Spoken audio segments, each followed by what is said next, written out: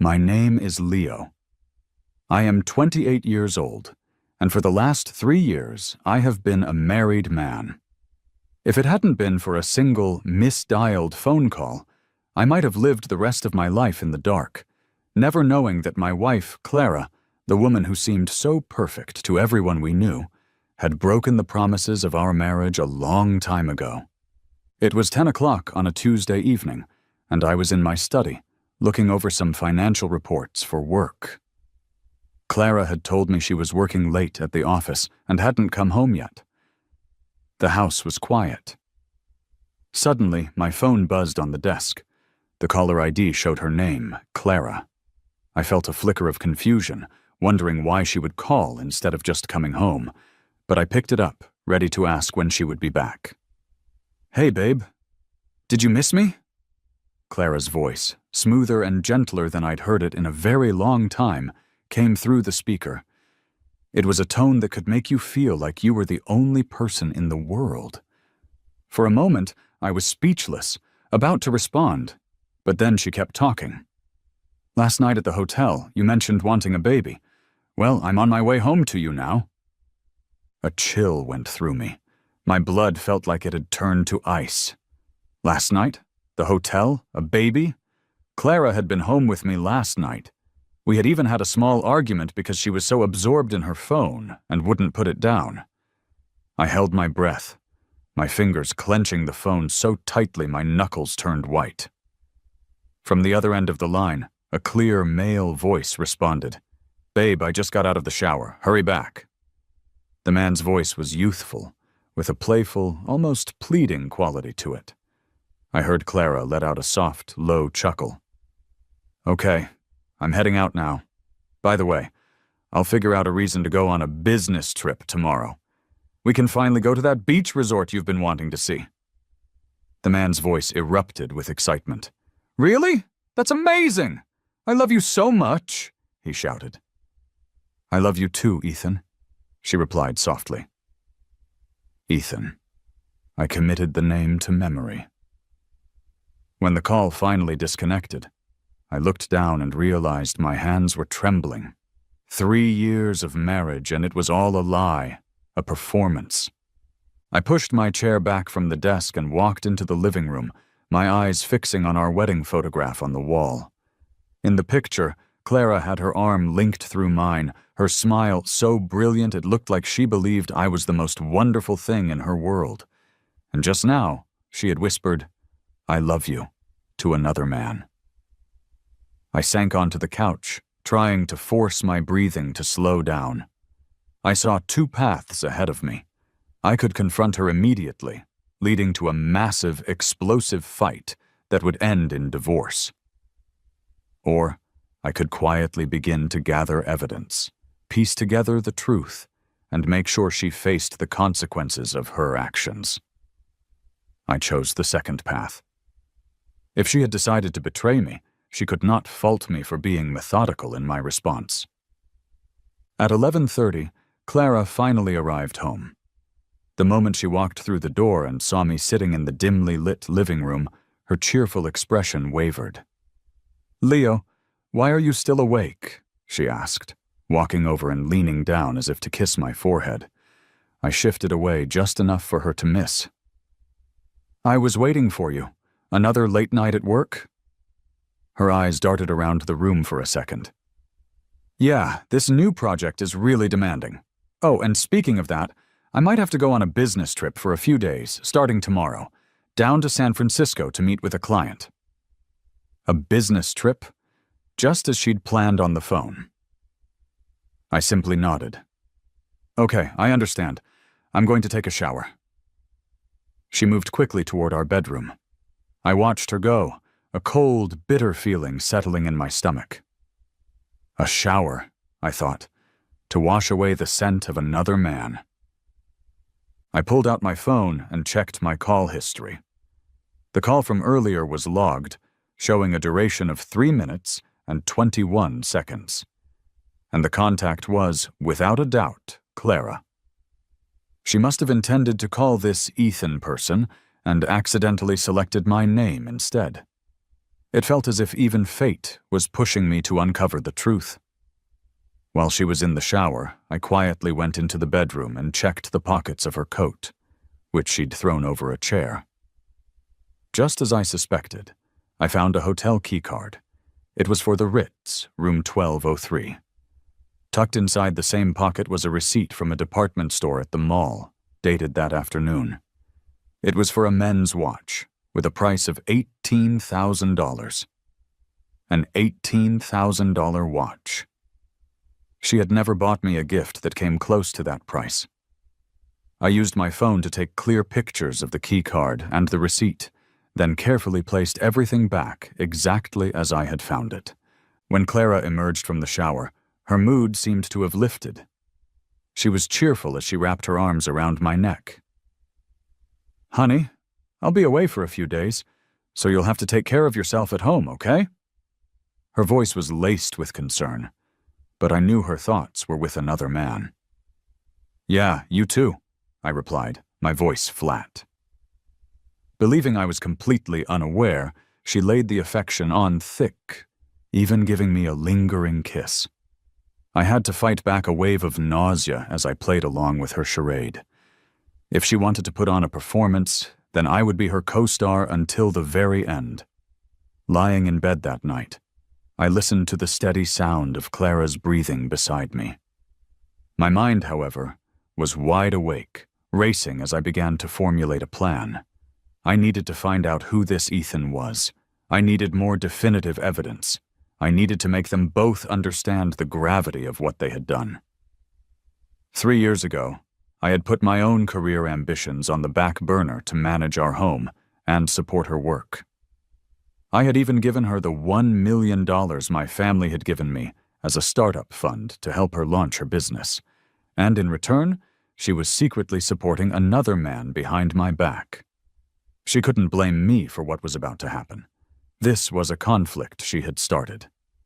The next morning, just as she had indicated, Clara packed a small suitcase for her business trip. I was in the kitchen preparing breakfast, maintaining a calm exterior while my thoughts were a storm of calculations and plans. "Honey, I'm leaving now," Clara announced, rolling her suitcase toward the front door to give me a kiss. "Be safe," I said, managing a smile. "When do you think you'll be back?" She paused, thinking. "Probably in 3 or 4 days. It really depends on how the work goes." I nodded and watched her leave. The moment her car disappeared down the street, my plan went into motion. My first priority was to identify Ethan. I opened Clara's laptop, which was still on the dining table. Her password was my birthday, a small detail that had once made me feel cherished. Now, the irony was just painful. I searched through her chat histories, emails, and photo albums, but I couldn't find anything out of the ordinary. It was clear she was cautious, keeping all her secrets confined to her phone. I remembered seeing her leave her phone on the vanity while she showered last night. I had missed a crucial opportunity to look at it then. Since a direct search wasn't yielding any results, I knew I had to shift my approach.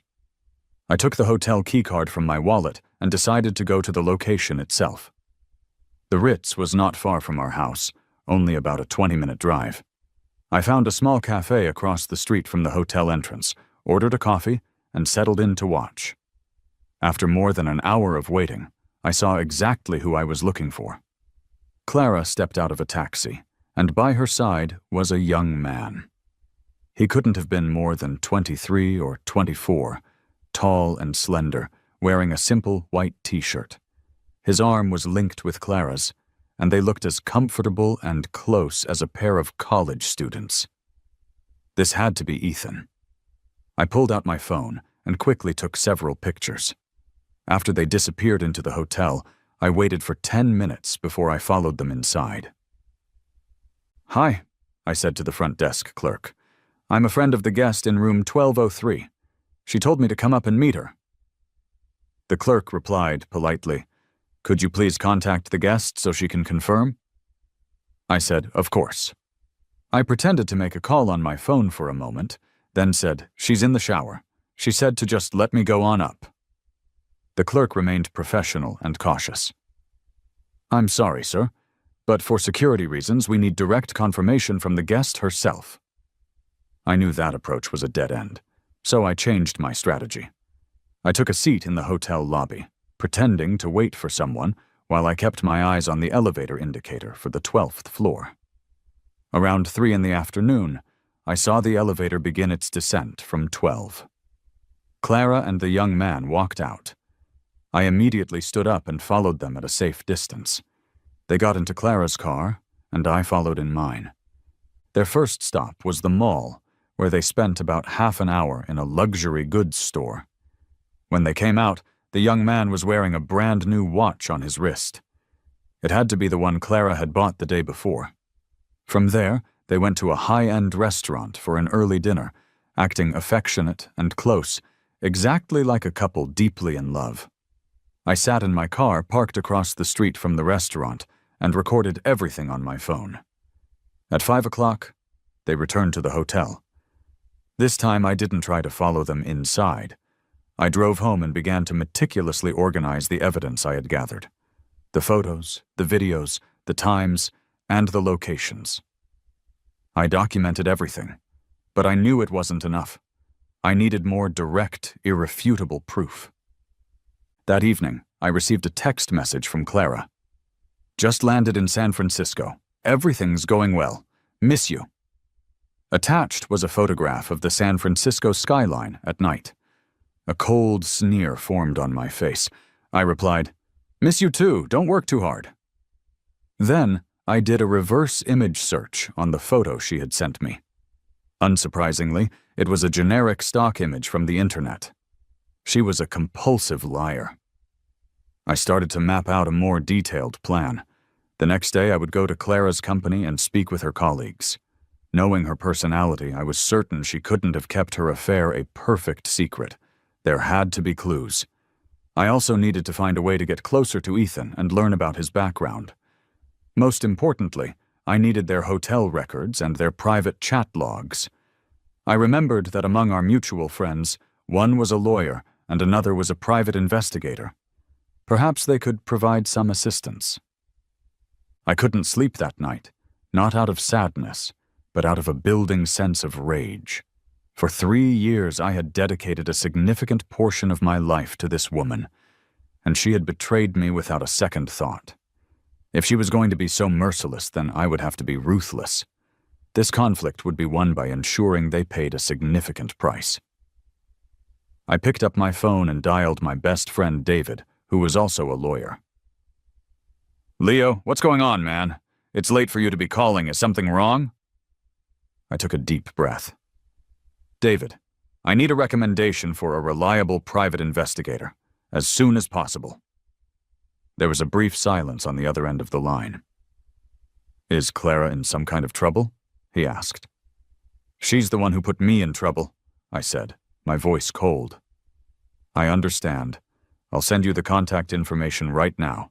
Hey, whatever is happening, I've got your back." A moment later, the private investigator's contact details appeared on my phone. Tomorrow, my plan for retribution would officially begin. "Clara, you thought you were being so clever, but you had no idea. The person who knows you best is also the one who knows best how to dismantle your world." The following morning, I met the private investigator, Mr. Evans, at a coffee shop. He was a man in his 40s, with sharp eyes and a competent demeanor. "Mr. Grant," he said, getting straight to business, "David told me you required my assistance." I didn't waste any time. "I have reason to believe my wife is having an affair. I need you to gather concrete evidence." Mr. Evans nodded. "I've handled many situations like this. What information do you have so far?" I showed him the photos and videos I had taken the previous day. "This young man's name is Ethan. I need to know his real name, his school or place of employment, his family background, and I need their hotel and chat records." Mr. Evans studied the photos. "He looks young, probably a student. I'll start by running an identity check, then I'll find a way to access the hotel records. As for the chat logs, that will require an opportunity." I asked, "How long do you think it will take?" "Give me 3 days. Mr. Evans said. "But you need to be prepared. Sometimes the truth is more brutal than you can imagine." I felt a cold smile touch my lips. I don't care how brutal it is. All I want is the truth. After leaving the coffee shop, I drove to Clara's company. She worked as a creative director at a small advertising agency with about 30 employees. I went to her office under the pretense of bringing afternoon tea for everyone and started a casual conversation with her assistant, Sarah. "Is Clara on a business trip?" I asked, feigning ignorance. "Yes, she left for San Francisco yesterday. Said it was for a major project," Sarah replied. "Leo, you're such a wonderful husband. Clara is so lucky to have you." I smiled. "She works so hard. Of course I have to take care of her. By the way, has she seemed particularly tired lately? I've noticed she's been working late quite a lot." Sarah thought for a moment. "Not that late. She usually leaves around a normal time. But there is a new project that's been quite intense recently. It might involve a lot of travel." Something clicked in my mind. "A new project? What kind of project is it?" "I think it's the annual advertising campaign for a jewelry brand," she said. "The client is very demanding, so Clara is personally overseeing it." A jewelry brand. I immediately remembered Clara taking Ethan to buy that expensive watch yesterday. "Which company is the client?" I pressed. "I think it's Starlight Jewelers," Sarah said, sounding a little unsure. Starlight Jewelers. I made a mental note. After chatting with her colleagues a bit more, I learned that Clara had indeed been going out frequently, supposedly to meet with clients, but she never specified where she was going or who she was meeting. I also learned that she had recently started dressing more stylishly and had even changed her perfume. To her colleagues, these might have seemed like normal, insignificant changes, but to me, they were all pieces of evidence pointing to her affair. After leaving her office, I drove directly to a Starlight Jewelers store. It was a high-end boutique, elegantly decorated. I pretended I was there to purchase a gift for my wife and struck up a conversation with one of the salespeople. "We're currently working on a new advertising campaign with a very professional agency," the salesperson said enthusiastically. "The creative director is so young and talented. The concept she designed is absolutely brilliant." "Is that so?" I asked. "What's the concept?" "It's themed around true love," she explained, using the story of a young couple to represent the beautiful meaning behind our jewelry. The models we used in the store are a real couple, so the photographs look incredibly natural. My heart tightened in my chest. "The models are a real couple?" "Yes," she confirmed. "The creative director said that only people who are genuinely in love can truly convey the meaning of the jewelry. She even participated in the photo shoot herself, modeling alongside her boyfriend." It's so romantic. I clenched my fists in my pockets, fighting to keep my composure, and continued to ask questions. "Is her boyfriend also in the advertising industry?" "No, I think he's a college student studying art. He's incredibly handsome. In fact, he picked out one of our collaboration watches. They said it was for the photo shoot, but I think his girlfriend just wanted to gift it to him." A college student studying art. All the details lined up perfectly with the Ethan I had seen yesterday. I lingered in the store for a while longer, pretending to browse while actually examining the advertising posters. Sure enough, in one of the store's promotional brochures, I saw a picture of Clara and Ethan. In the photograph, they were embracing, looking just like a real couple. The way Clara looked at Ethan was filled with a tenderness that I had never seen from her before. I discreetly took several pictures of the brochure with my phone, and then calmly walked out of the store. Sitting in my car, I finally couldn't contain my anger any longer and slammed my fist against the steering wheel. It wasn't out of sadness, but out of pure, unadulterated rage. They weren't just having a simple affair. They were packaging their betrayal as a story of true love, and even using it to make money. This was the ultimate insult to our marriage. I took a few deep breaths, forcing myself to calm down, and sent a text message to Mr. Evans telling him what I had just discovered. He replied quickly. "This is an excellent lead. I'll expedite the investigation. By the way, do you have a specific time they were at the hotel? I needed to check the records." I thought for a moment and replied, "Yesterday between 3 and 5 p.m. They're probably there today as well." "Got it. I'm on it," he responded. After hanging up, I drove home. On the way, I received a message from Clara. "In a meeting. We'll call you later." I replied with a cold smile. "Okay, don't work too hard."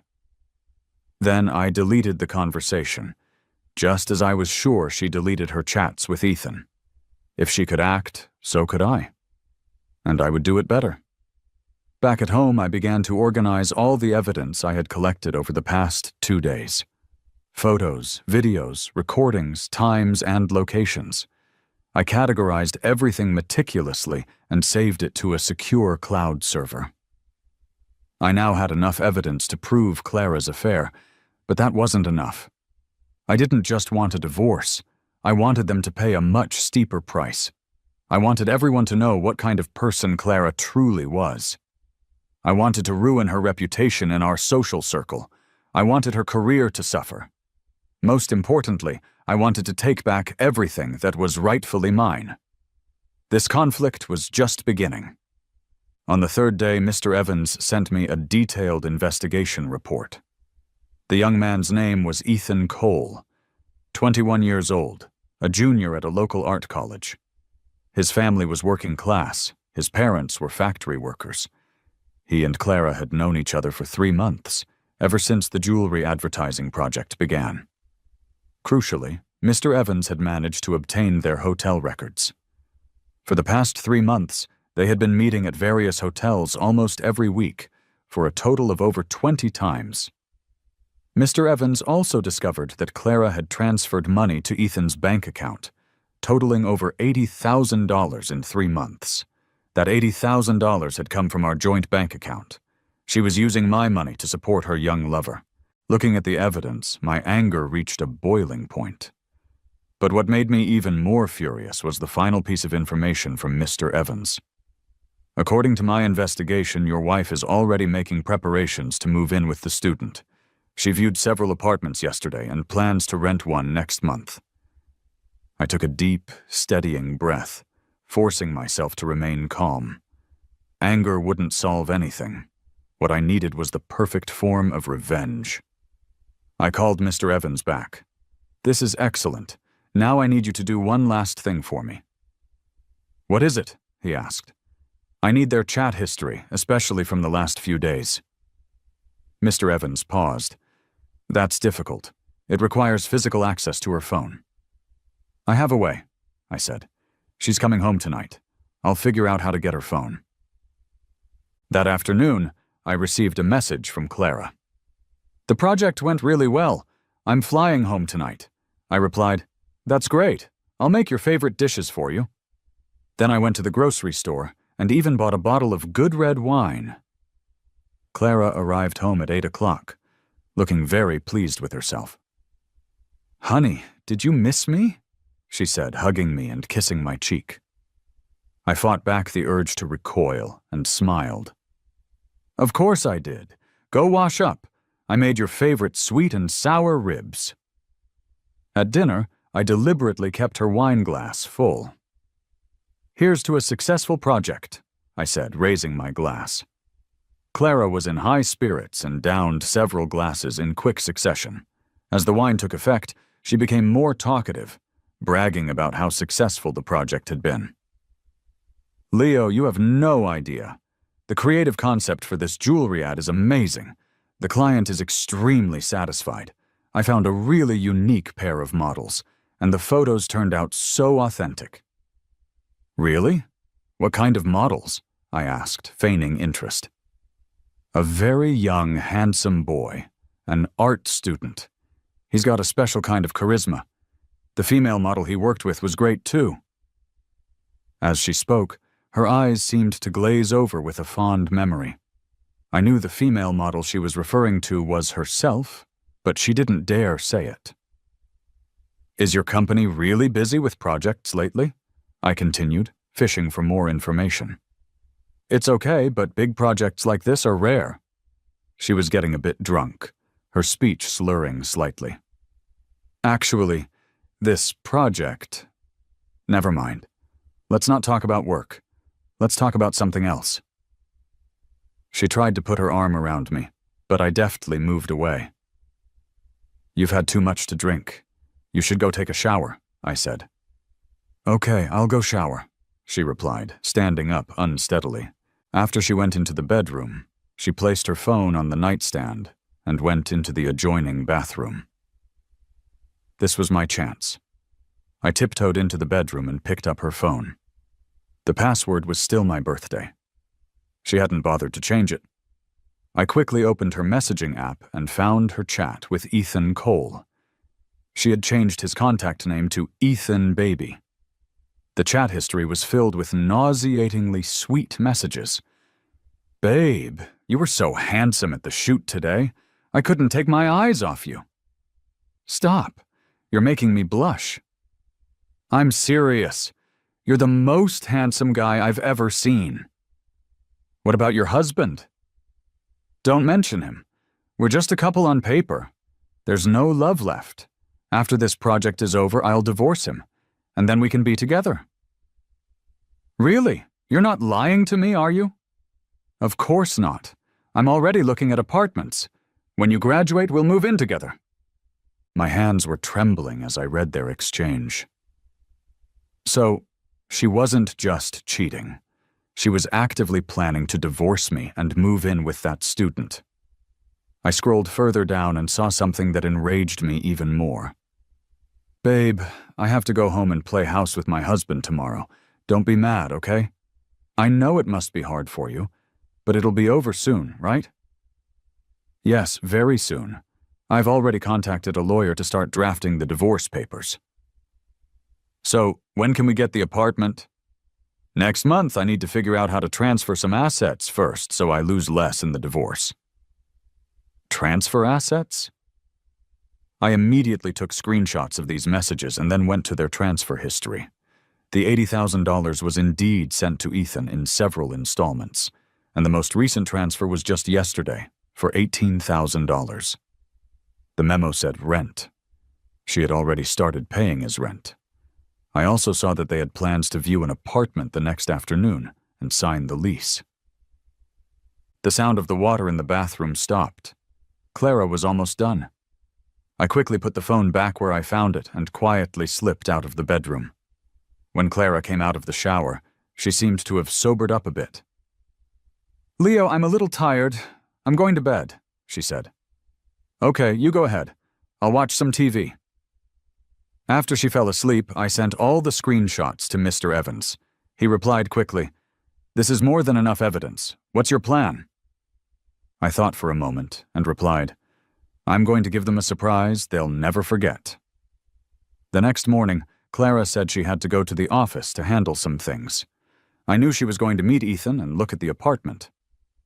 "Go ahead," I said calmly. "I'm going out too, meeting up with a friend for coffee." "Okay, let's have dinner together tonight," she said. She kissed me and left. Watching her leave, I let out a cold laugh. Dinner together tonight? I didn't think she would have the opportunity. Today was the day I would strike back. As soon as Clara left, I set my plan for revenge into motion. First, I called my best friend and lawyer, David. "David, I need your help," I said, getting straight to the point. "What's wrong? You don't sound right," David said, sensing the tension in my voice. "Clara's cheating on me. I need you to draft a divorce agreement and file to freeze our assets." There were a few seconds of silence on the other end. "Leo, are you sure?" "Positive. I have all the proof." I quickly summarized the evidence I had collected over the past few days. David was furious. "That bitch, Leo, don't you worry. I'll make sure you get everything you deserve."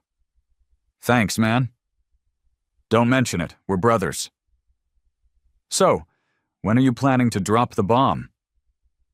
This afternoon, I said.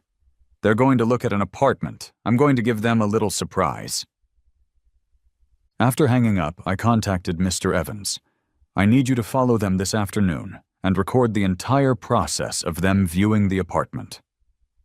No problem. Send me the address, he replied. Then, I started preparing for the main event. I was going to show up while Clara and Ethan were looking at the apartment and expose their whole charade. But before that, I had something more important to do. I drove to the bank and transferred all the money from our joint account into my personal account. Half of that money was mine to begin with, and the other half was earned from the startup fund I gave her. I had every right to protect my assets. Then, I went to Clara's office. Sarah, is Clara in? I asked her assistant. Hey, Leo, she went out this morning to meet a client, Sarah said. Oh, okay, I'll wait for her. I sat down in her office. When Sarah wasn't looking, I stuck a small recording device under Clara's desk. Mr. Evans had given it to me. It could record remotely and also track its location. This way, even if Clara wasn't in her office, I would know where she was and what she was doing. At 2 p.m, I got a message from Mr. Evans. They're at the apartment building now. It's a luxury high-rise downtown. I immediately drove over.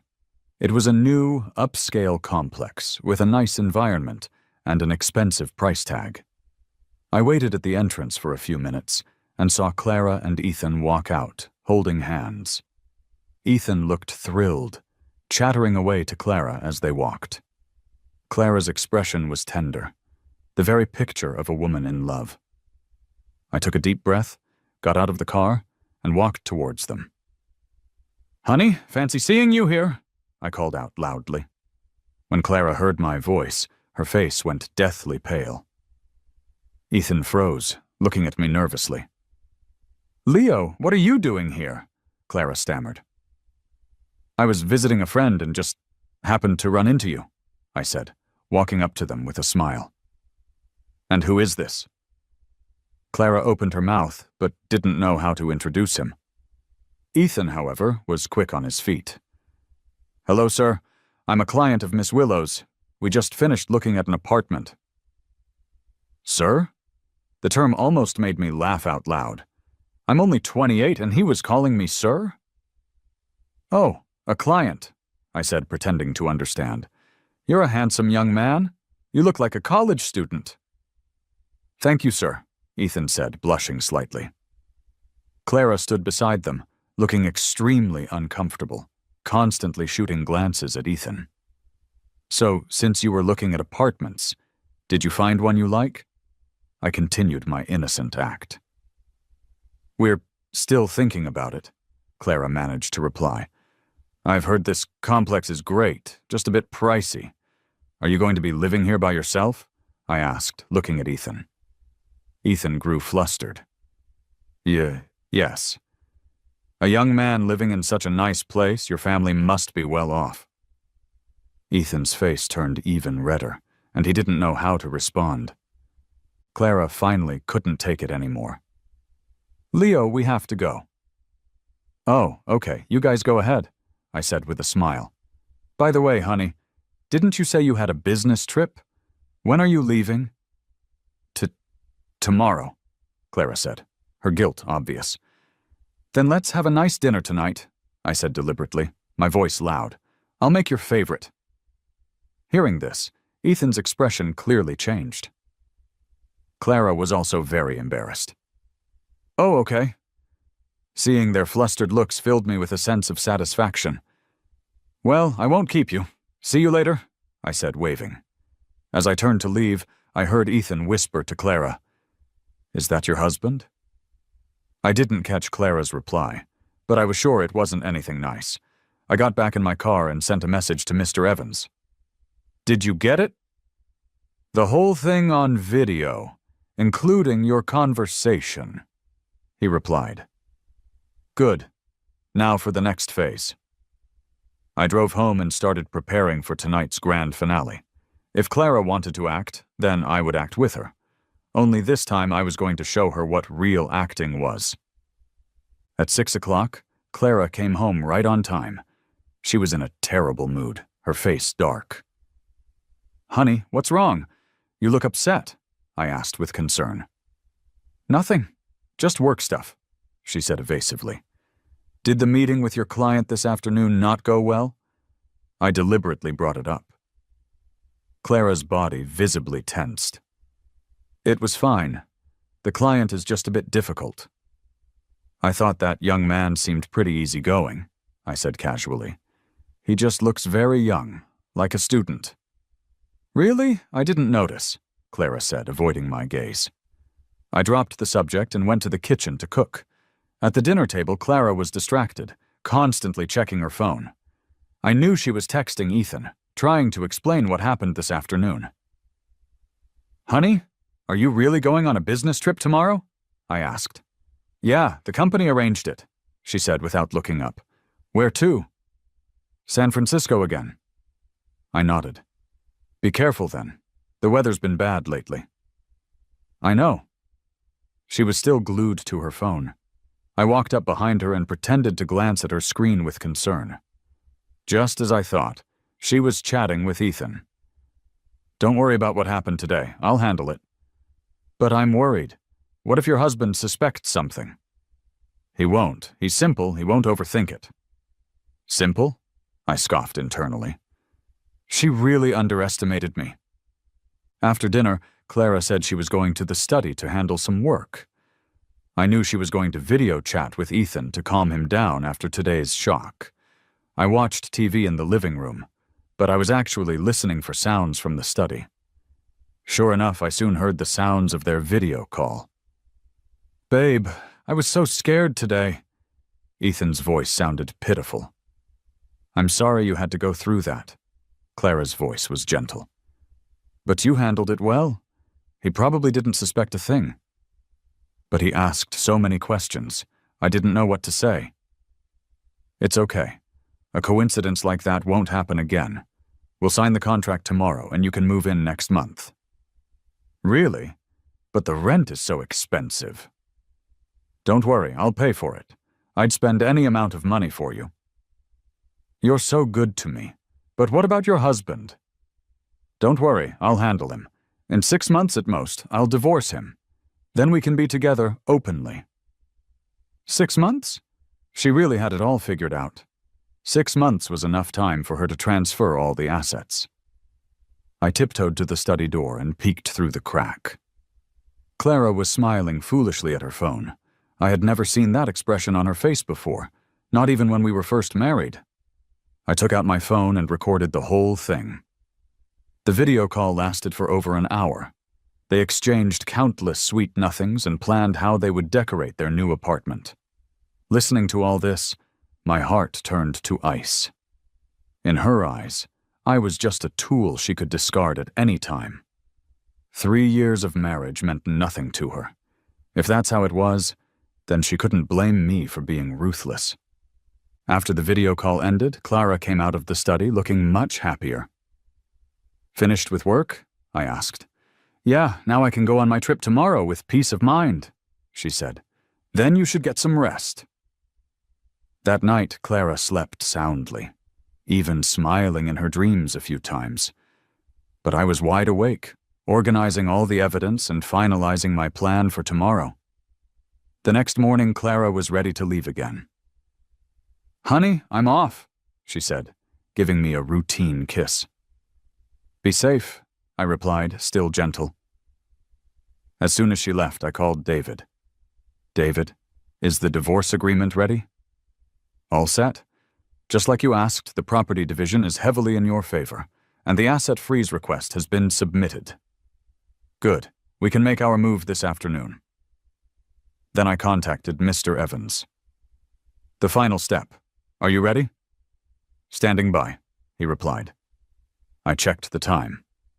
10 in the morning. Based on what I overheard last night, Clara and Ethan were scheduled to sign the lease at 2 o'clock this afternoon. And that's when I would give them a surprise they would never forget. I put on my best suit and styled my hair.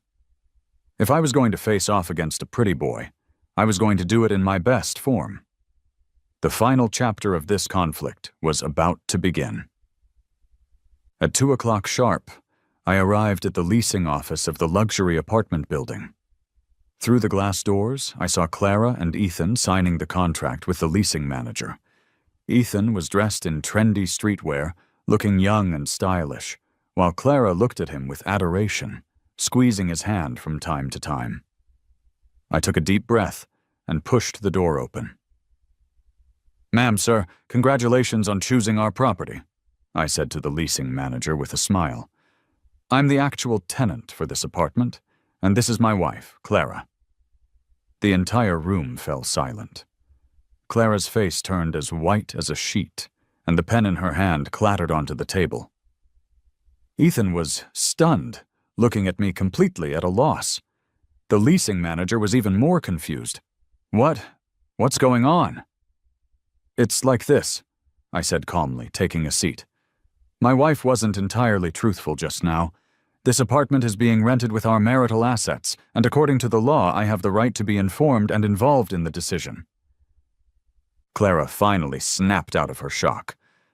"Leo, how did you know about this place?" "Why wouldn't I know?" I retorted. "You're using my money to rent an apartment for your little lover? You don't think I have a right to know?" The words "little lover" instantly made the atmosphere tense. Ethan's face flushed crimson, and tears started to well up in his eyes. The leasing manager, realizing this was a domestic dispute, tried to excuse himself. Maybe you should sort out your family matters first?" "No need," I stopped him. "The contract still needs to be signed, but the signatory needs to be changed." I took a stack of documents from my bag. "These are the bank statements for our joint accounts, along with transfer records. Miss Clara Grant has transferred $80,000 to Mr. Ethan Cole over the last 3 months, all from our joint funds." I placed the documents on the table. According to marital law, any unilateral disposal of joint property by one spouse is invalid.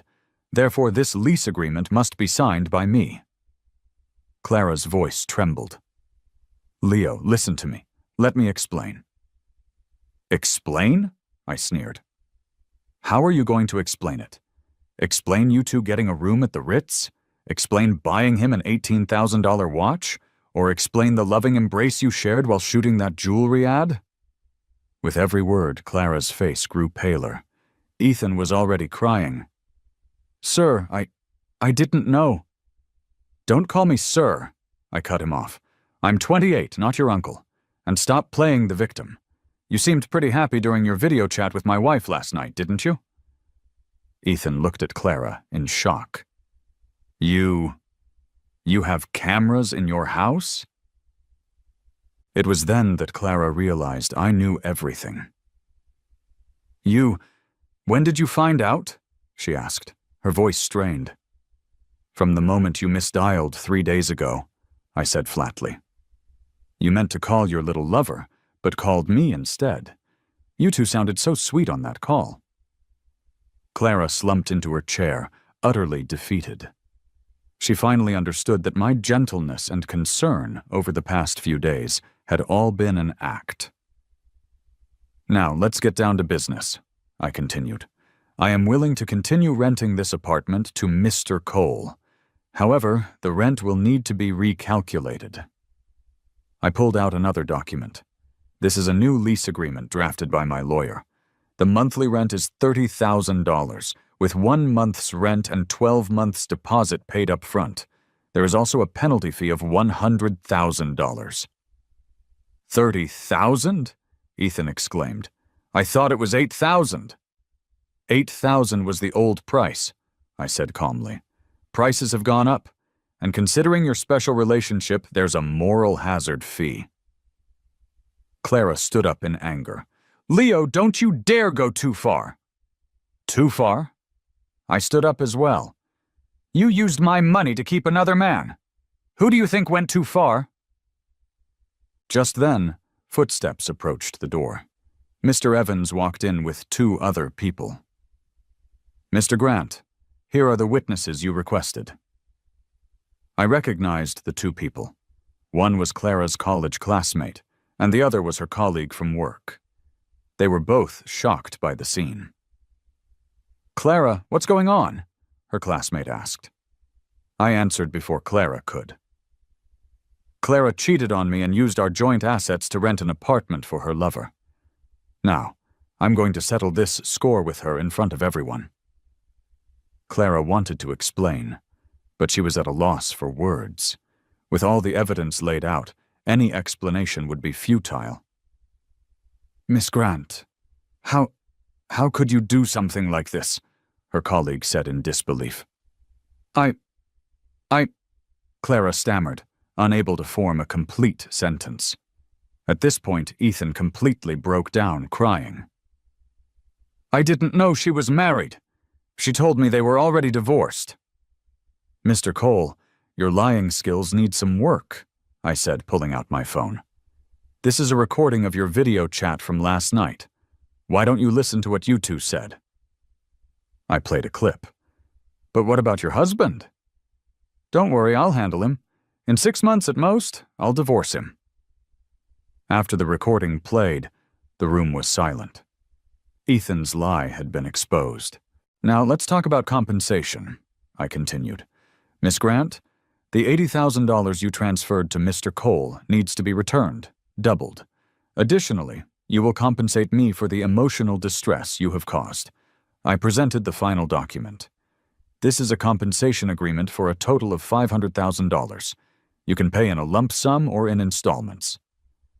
Clara was dumbfounded. $500,000? Where would I get that much money? "No money?" I sneered. "Then you can work it off. I will personally inform every single one of your company's clients about what happened today, and let them know exactly what kind of person you are." You can't do that," Clara panicked. "Why can't I?" I shot back. "When you were betraying our marriage, did you ever consider the consequences?" At that moment, the leasing manager timidly asked, "So, is the apartment still being rented?" "Yes," I said. "At the new price. If Mr. Cole can't afford it, then he can get out of Miss Grant's life." Ethan looked at Clara desperately, but Clara was too preoccupied with her own problems to care. The drama was finally coming to an end. After leaving the leasing office, Clara followed me, pleading non-stop. "Leo, I was wrong. I really know I was wrong. Please give me another chance. I'll change." I walked toward my car without looking back. "Change? What will you change? Your habit of cheating or your habit of lying?" "I'll change everything. I'll change it all," she said desperately. "Just don't divorce me. I'll agree to any conditions." I stopped and turned to face her. "You're scared now? When you and Ethan were planning the divorce and how to split the assets, did you ever consider my feelings?" Clara's face turned even paler. You heard all of that?" "Not only heard it, I recorded it," I said flatly, "including the part where you said I was simple and wouldn't overthink it." Clara was utterly hopeless. Her legs gave out, and she nearly collapsed to her knees. "Leo, I was truly wrong. I was just confused when I said those things. The person I love most is still you." "Don't make me sick," I said with disgust. "If you loved me, you wouldn't have been screwing around behind my back for 3 months. Just then, my phone rang. It was David. "Leo, the asset freeze is in effect. All accounts under her name are frozen. Also, the divorce agreement is ready. When do you want to come sign?" "I'm on my way now," I said. I hung up and looked at Clara. "Did you hear that? Your accounts are frozen. If you want them unfrozen, pay me back what you owe me first." "But if my accounts are frozen, how can I pay you back?" Clara said in a panic. "That's your problem," I said coldly. "You can ask Ethan for it, borrow from your parents, or sell your shares in the company. Whatever you do, I want to see the money within a week." With that, I got in my car and drove away. In the rearview mirror, I saw Clara standing there. looking like a lost and broken woman. In the distance, Ethan watched, his face filled with fear and despair. That cheating pair was finally getting a taste of what betrayal costs. I drove to David's law firm. "Leo, you were incredible today," David said excitedly. "I never knew you had such a tough side." "When you're pushed to the edge, you can do anything," I said with a wry smile. "So, what's the plan now? Are you really going through with the divorce?" I nodded. "I have to. I can't forgive this kind of betrayal for a single second." "Good. I support you," David said. "With the evidence you have, you can get most of the assets, plus emotional damages." We spent 2 hours finalizing the details of the divorce agreement, ensuring my interests were maximized. During that time, Clara called me over a dozen times. I ignored every call. She also sent a flood of texts, all apologies and pleas for forgiveness. I didn't bother reading them. At 6 in the evening, I went home. Clara was already waiting at the door, looking much more haggard. "Leo, can we please talk?" she pleaded. "There's nothing to talk about," I said coldly. "Either you pay me back within a week, or you sign the divorce papers." "I really know I was wrong. Please, just give me one more chance," she said, grabbing my hand. "We've had a good 3 years, haven't we? Why do we have to get a divorce over this one thing?" I shook her hand off. "A good 3 years? You think lying to me for 3 months, using my money to support your toy boy, and planning to divorce me and transfer our assets behind my back is good?" I was just confused," she explained. "I don't have real feelings for him. It was just a thrill." "A thrill?" I sneered. "Transferring $80,000 to him, buying him a watch, renting him an apartment, that's all just a thrill?" Clara was speechless. "And another thing," I continued. "That loving embrace in the ad, that foolish smile on your face during your video chats, was that all just a thrill too?" "Leo, don't say my name. It disgusts me," I cut her off. "From today on, we are strangers. You either pay me back, or you get a divorce. There is no third option." With that, I pushed past her and went inside. Clara tried to follow, but I shut the door in her face. She banged on the door for a long time, yelling and pleading, but I ignored it all. I sat in the living room, staring at our wedding photo on the wall, a storm of emotions brewing inside me. 3 years of marriage, ending just like this. It would be a lie to say I wasn't hurt, but mostly I felt anger and disappointment. I had loved this woman. I had given up so much for her, and she had betrayed me in the cruelest way possible. If that's how it was, then she couldn't blame me for being ruthless. This was a war I was going to win, completely and utterly. Over the next few days, Clara began her journey of repayment. First, she went to Ethan for the money, but he was a student from a working-class family and couldn't possibly come up with that much. They got into a huge fight over money, and things ended badly. Then Clara went to her parents to borrow money, but when they found out she had cheated, they were furious. Not only did they refuse to lend her money, but they also gave her a harsh lecture. Her parents even called me to apologize, saying they hadn't raised their daughter right, and that I had been wronged. Finally, Clara was left with no choice but to sell her shares in her company. But when news of this got out, her reputation at the company plummeted. Her colleagues started looking at her differently, and clients began to question her character. The jewelry company project, in particular, was immediately canceled after the client learned about her real relationship with the model. Clara's career began to crumble. As for me, I started a new life. I threw myself back into my work, picking up projects I had put on hold for the sake of our family. I also met up with some old friends and told them about my impending divorce. They were all supportive of my decision, agreeing that Clara wasn't worth wasting my life on. "Leo, a guy like you deserves someone better," my friend Jessica said. "You'll be so much happier once you're rid of a snake like her." "Yeah, man. You're young. Get the divorce over with and start fresh," another friend added. With my friend's support, I felt even more certain about my decision. Meanwhile, rumors about Clara's affair started to spread online. Somehow, the story of what happened at the leasing office got out, and someone had even taken a video. Although you couldn't see faces clearly in the video, anyone who knew the situation knew what was happening. Clara's image in our social circle completely collapsed. Her friends started to distance themselves from her, afraid of being associated with the scandal. Ethan wasn't doing any better. His classmates all found out he had been a homewrecker and pointed and whispered at him at school.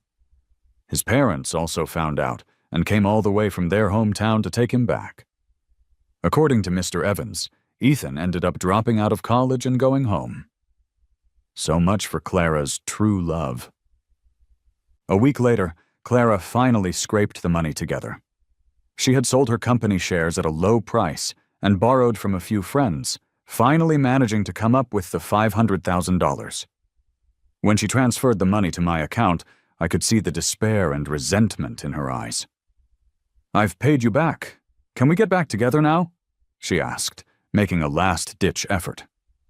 "No," I refused flatly. The money was just the first step. Next, we finalized the divorce. "Leo, please." "Don't beg me. Beg the judge," I said coldly.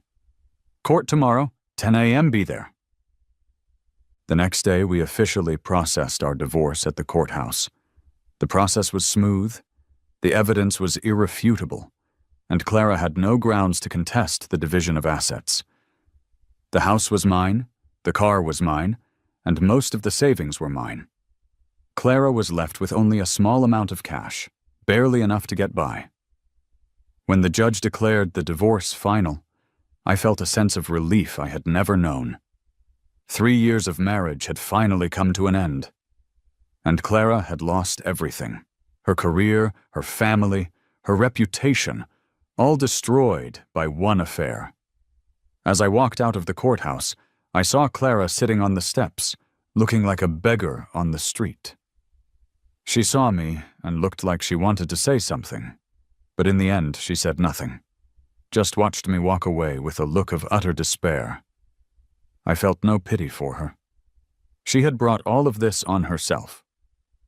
Betraying a marriage has a price, and she was now paying it. 6 months later, I received some unexpected news. Clara had gone bankrupt.